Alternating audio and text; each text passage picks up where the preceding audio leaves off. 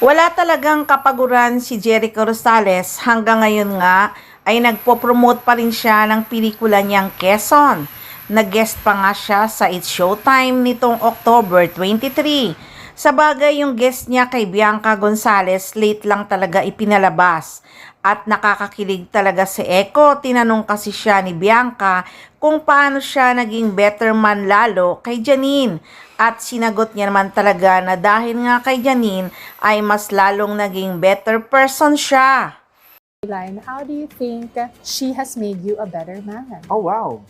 Ah, just the support that she's given me.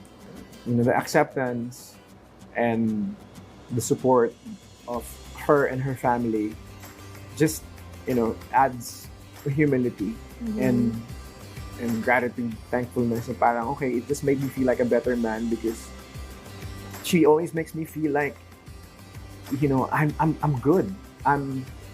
Nag-iiba talaga ang aura ni Jericho Rosales pag si Janine ang pinag-uusapan. Nag-glow talaga ang aura niya. Kaya pati nga si Bianca Gonzalez kinilig talaga habang nagsasalita si Echo about kay Janine. In love daw talaga ang aktor.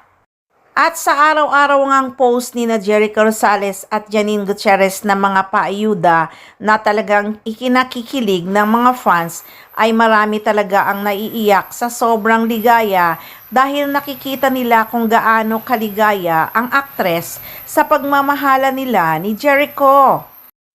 Dahil nga sa pagmamahala ni na Janine Gutierrez at Jericho Rosales na talagang hindi nila ikinahihiya at ipinagsisigawan sa buong mundo ay nagkaroon ng issue dahil nga sa pag-promote ng pelikula ni Jericho na Quezon. Siyempre naman bilang girlfriend talaga namang todo ang suporta ni Janine sa kanyang baba.